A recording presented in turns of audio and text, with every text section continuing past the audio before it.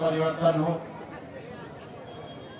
चाहे वो 36 साल का परिवर्तन हो या 42 का या 46 का आंदोलन का परिवर्तन हो, विगत के सभी आंदोलन के परिवर्तनों ने शासक का परिवर्तन तो किया, लेकिन शासन प्रणाली में कोई परिवर्तन नहीं कर पाया। मधेश आंदोलन, मधेश जन विद्रोह ही ऐसा आंदोलन आप लोगों ने किया जिसने शासक को तो कुछ परिवर्तन हुआ, लेकिन शासन प्रणाली ही परिवर्तन कर गई। एकात्मक काठमांडू नियंत्रित केंद्रीकृत प्रणाली से आज संघीय लोकतांत्रिक गणतंत्र प्रणाली की स्थापना। अगर मधेश आंदोलन नहीं हुआ रहता और आप लोगों ने आंदोलन में, संघर्ष में अपनी त्याग, अपनी लड़ाई नहीं की होती तो आज ये परिवर्तन नहीं होता। आज इस मुल्क में राजतंत्र का अंत, गणतंत्र की स्थापना, एकात्मक प्रणाली का अंत, संघीय प्रणाली की स्थापना, इतना ही नहीं, जिस मवेशी को विदेशी समझा जाता था, कभी भी नेपाल की जो राज्य सत्ता थी पहले, मधेसियों को कभी बिहारी, कभी मधेसी, कभी धोती भाई से ज्यादा सम्मान नहीं करता। लेकिन मधेसी जन विद्रोह है जो नेपाल के शासक को तो छोड़िए, संसार में अपनी पहचान का स्थापना किया है कि नेपाल में मधेसी क्या है। और आज यह 2 नंबर प्रदेश मधेश प्रदेश है। यह राज्य मधेश राज्य है। इसे उसी रूप में प्राप्त करने की और निर्माण करने की आवश्यकता है। आज थोड़ा ही सही, लेकिन सरकारी निकायों में, चाहे वो संसद हो या कर्मचारी तंत्र हो, आज मधेसियों का अपना कोटा है। तो आज मधेसियों का स्थापना ही नहीं, मधेश के साथ साथ अन्य जो उपेक्षित शोषित समुदाय रहा है, चाहे जनजाति हो, महिलाएं हो या दलित हो या अन्य लोग हो, उनका भी हक जो कुछ भी आज स्थापित हुआ है थोड़ा ही सही, लेकिन मधेश आंदोलन के बदौलत। क्या आज इससे पहले भी तो आंदोलन हुआ था ना? क्या ये अधिकार मिला था? ये नहीं मिला। अधिकार हम लोगों ने मुकाबले प्राप्त किया, लेकिन ये जो संविधान बनाया गया, यह संविधान निर्माण करते वक्त कांग्रेस कम्युनिस्टों ने जो पहले प्राप्त किया हुआ अधिकार था, अंतिम संविधान से दिया हुआ अधिकार था, उसे भी छीना गया। और फिर भी आज बहुत कुछ है, अभी भी अधिकार जो मिला है तो मधेश आंदोलन का ही नहीं। हम लोग इस संविधान में हम लोगों ने गणतंत्र पाया, लोकतंत्र पाया, संघीयता पाया, समावेशिता की बात कही है, मौलिक हक है, लेकिन संघीय प्रणाली अपांग है। संघीय प्रणाली नाम मात्र का है। जब तक प्रदेश अधिकार संपन्न नहीं होगा, और जब तक प्रदेश स्वायत्त और स्वशासित नहीं होगा, जब तक प्रदेश में अपना शासन और प्रशासन नहीं होगा, तब तक संघीयता का कोई अर्थ नहीं। आज देख रहे हैं आप, जो नव प्रदेश है, प्रदेश में सरकार है। सरकार किसको कहता है? सरकार का अर्थ होता है जिनका अपना शासन हो, अपना पुलिस प्रशासन हो, अपना अर्थव्यवस्था और आर्थिक स्रोत के अधिकार हो, अपना ब्यूरोक्रेसी शासन बंद हो, तो हमें वो सरकार हुआ।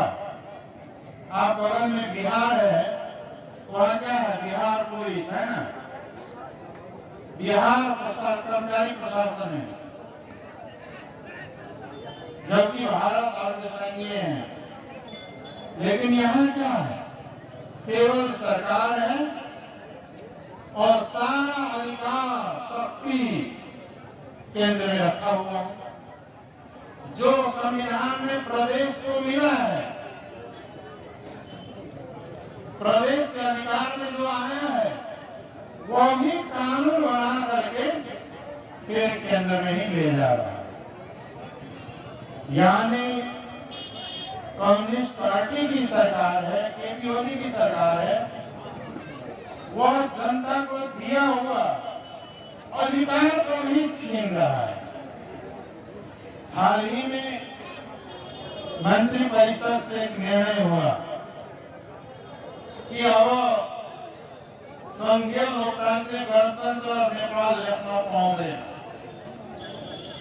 जबकि संविधान का प्रस्तावना में, संविधान के धारा 4 में नेपाल राज्य के परिभाषा में, राज्य किसको कहता है? नेपाल।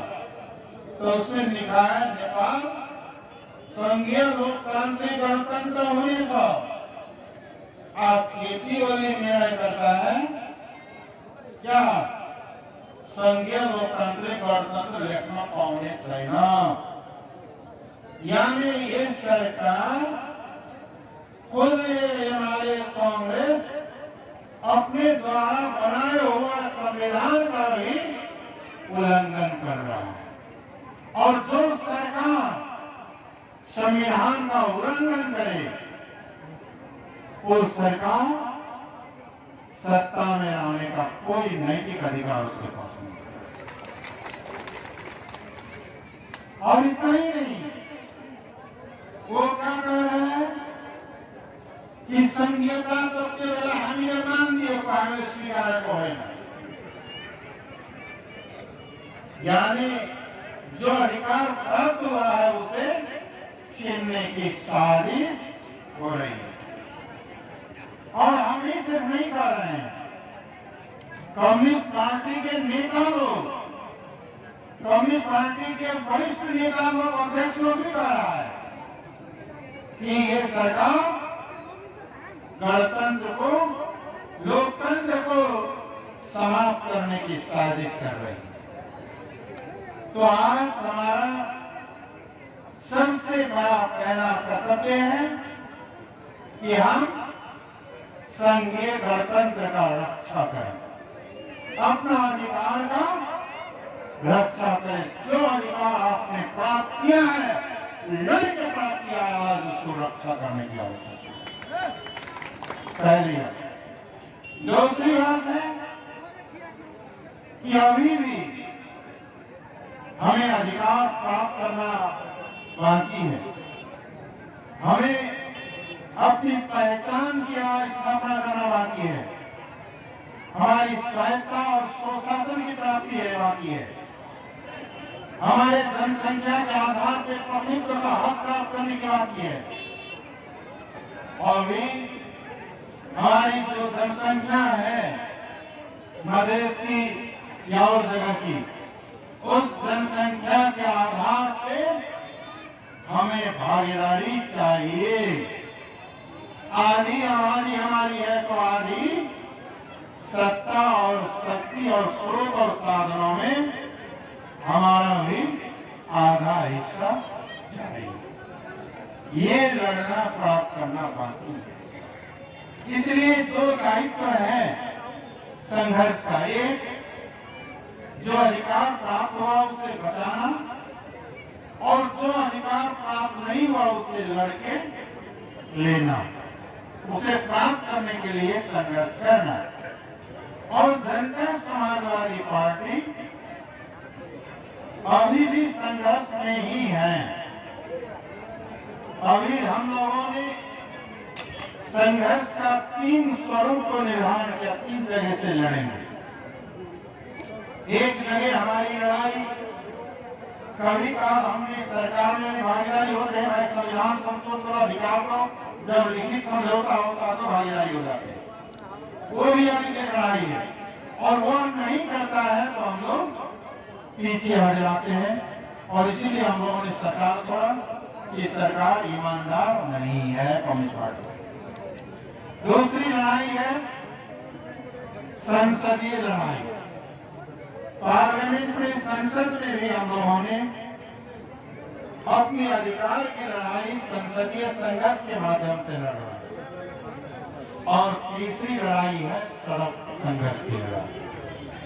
और सबसे कारगर, सबसे महत्वपूर्ण और सबसे आवश्यक लड़ाई है संघर्ष, सड़क संघर्ष।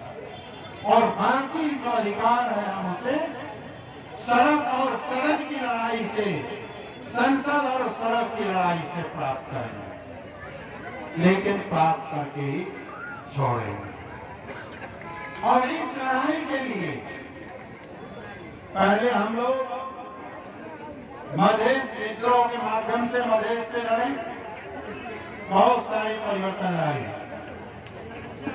और लेकिन शोषण और उत्पीड़न, मानव के ऊपर मानव के द्वारा शोषण और उत्पीड़न, आज विभेद और उपेक्षा और तिरस्कार राज्य के द्वारा मधेश में तो है ही है। संसार में इतनी ज्यादा शोषण उत्पीड़न कहीं नहीं है जितना नेपाल के मधेश में। लेकिन पहाड़ की जनजातियों का हालत क्या है? उनका भी शोषण किया है। हिमालय क्षेत्र में वहां की जनजातियां, दलित, गरीबों का शोषण है।